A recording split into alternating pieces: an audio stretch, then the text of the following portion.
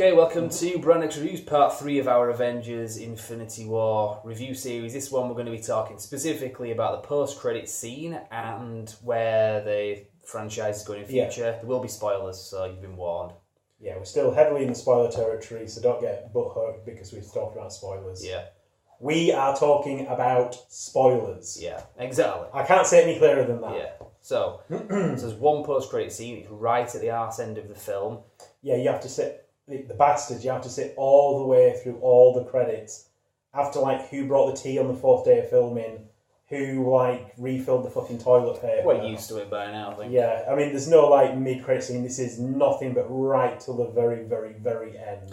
And the end credits weren't, jolly and... Yeah, they were quite somber. Yeah, because usually, especially the Avengers movies, it's, really, trumpets and fireworks kind of thing, and really, right up until the very end, there's are they going to pull this off, aren't they? We've only lost a couple of characters, and that might not be, maybe we have lost those characters, but yeah, it's you should have gone for the head Thor.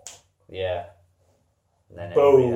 Everybody starts disappearing. It's shit. And that ties in with the post-credit scene as well, because obviously the end of the film, people literally just start kind of falling to dust, and it's really sad. Mm-hmm. So in the post-credit scene, anyway, it's Nick Fury and Agent Hill. Is it Maria Hill? Yeah. Yeah.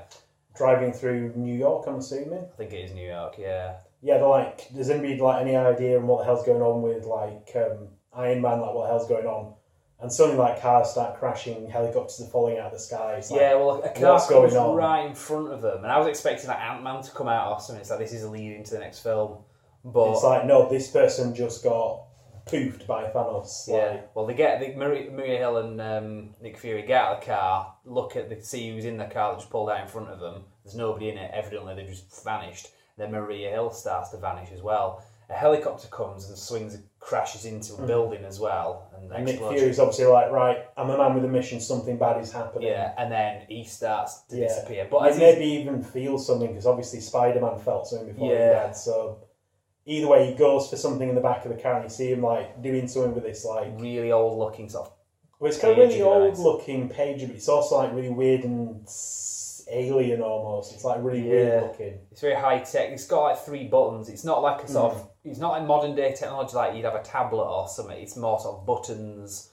Almost like it's merged with something else. Yeah, something you'd see out of, the Matrix. Mm.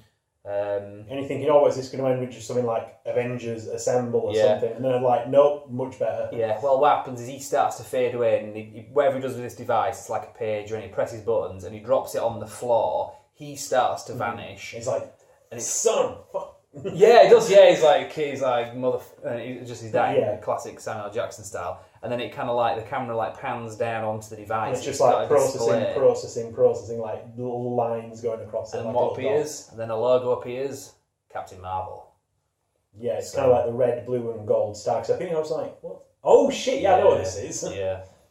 And then that's it. So obviously, Paige and Captain Marvel get your ass back to Earth. Something big shit's gone down. Now, obviously, they haven't established her in these yet. Mm. Now, what we know about the Captain Marvel movie is it's out at the beginning of next year. So it's not the next film. The next film is Ant-Man and the Wasp, but that's a prequel, and that's set just before the events of this. So that's separate.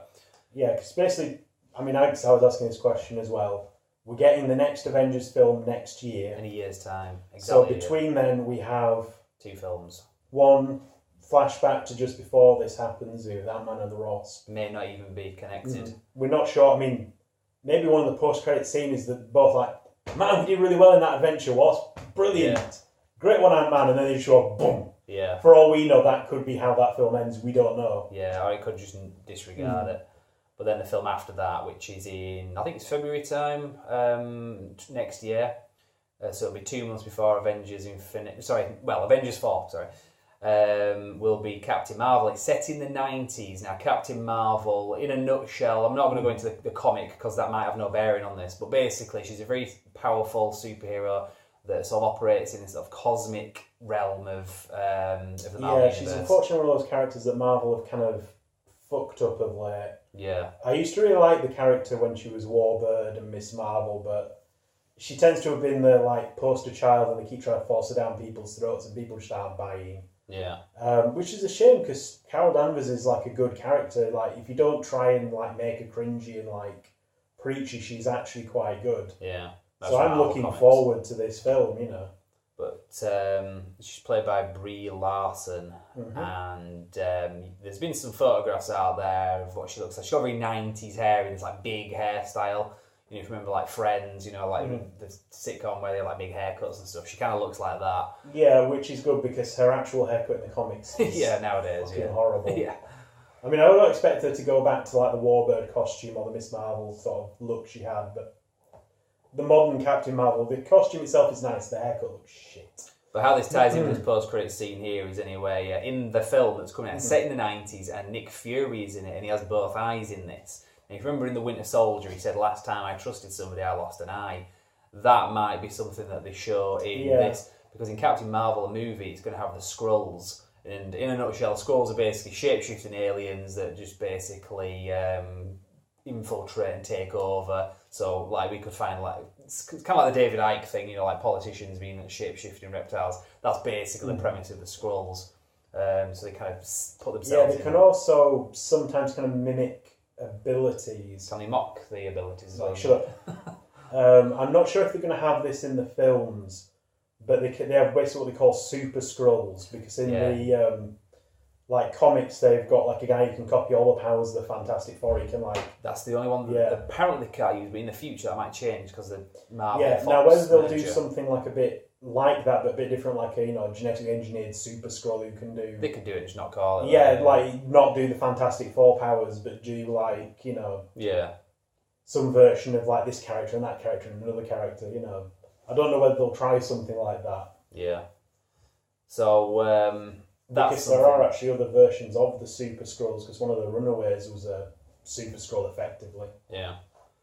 Well, that's like I say, that's out at the beginning of next year, so that will make this post-credit scene will make more sense when you've seen that film, because it's going to establish. Yeah, it's one of those kind of breadcrumbs that I nearly didn't get it, and I like fairly follow Marvel because I was like, and I was like, oh shit, like, that's something that's made sense. Probably forgot that it was coming out because it's not had any trailers or anything yet. I think we'll see a trailer for Captain Marvel in the summer. Yeah, because Captain Marvel also is going to have Ronan the Betrayer. Yeah. Or in the Ronan the Accuser. Yeah.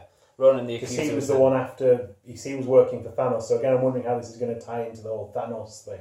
Well, yeah, Ronan the Accuser was the Kree guy that was the villain in the first Guardians of the Galaxy movie. Obviously, he's dead now, but with Captain Marvel being a prequel, you can bring those characters back. Yeah. So he's going to be in this Captain Marvel film. I don't know in what capacity. But yeah, we'll see what happens there. So obviously, what point is anyway, Nick Fury knew Captain Marvel in the 90s. She's obviously gone off somewhere long before Iron Man became Iron Man.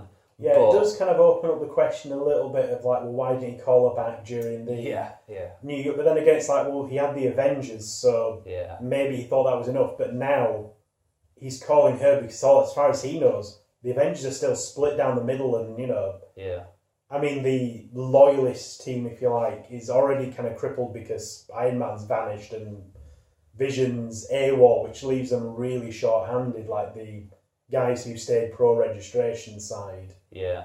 And the other guys, like, wanted criminals on the run, so, kind of makes sense that it's like, well, this is obviously something massive.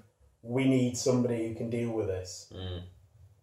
I'm really excited for what's coming out in the future as well. It's like I was excited for this film. I mean, this film is really kind of the peak. I suppose you could say the next Avengers film will kind of round things off as well. But the way they end interesting, they also brought Nebula back, given how the Infinity Stones ends. In what way? Well, because she gets hold of the gauntlet and turns it on Thanos. I can't remember if that was Nebula or... That is Nebula. Yeah, it was actually, yeah. Yeah, because it keeps her around as like this horrible zombie-like version of herself. Like, basically, he's like really doesn't like her. Yeah, because she's had a bit of a journey since she first appeared in Guardians of the Galaxy, whereas now she's kind of like Loki, but not as mischievous. You don't really trust her, but you can pretty much rely on her to do the right thing, I think, now. Well, certainly when it comes to opposing Thanos. Yeah, it's like my enemy is my friend kind of situation. So it's possible, like you say, it could end with her getting the gauntlet briefly. Now, I wonder if they're going to bring in Adam Warlock, because we've kind of hinted at the what they call them, those gold people from Guardians 2 are creating him. Yeah. Because he was big in the he fought Thanos in the things, well, I think he fought him in the original incarnation in the 70s. I've read him. I know Captain Marvel did as well, the original Captain Marvel, the male one, Marvel. Yeah, because I was going to say, I'm pretty sure doesn't he end up with it after Nebula? Because he kind of puts it out of use after basically, and Thanos doesn't die, he just ends up like on a farm, kind of as a nobody. They kind of find him there and he's like, kind of out of the way.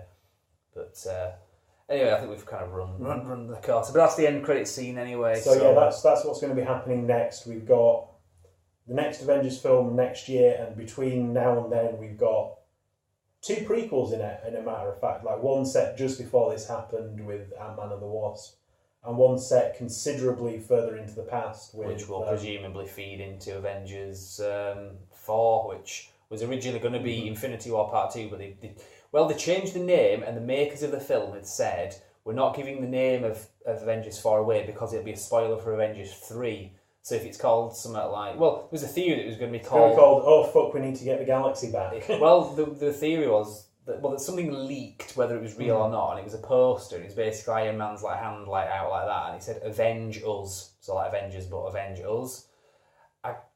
It's a dumb sounding name, but then again, thematically it makes sense. And they did say they didn't want to give the name of the film away because it was a spoiler for Avengers 3. So yeah, we'll see anyway. So we've really running over it. So I'll better end this here. But yeah, great film. We've said that in the previous videos. Great end credit scene anyway. It's probably one of my favourites. Yeah, it definitely felt like it was going somewhere. Yeah, because those are the best kind of post-credit scenes. It's good when they do like ones for the laughs only, but when they have ones like this, really good. So it was on the back of a good film as well, so really happy there. So right, we'll leave it there. Anything else to add finally? 10 seconds? All good. Cool. Right, well, we'll see you next time, and thank you very much for watching.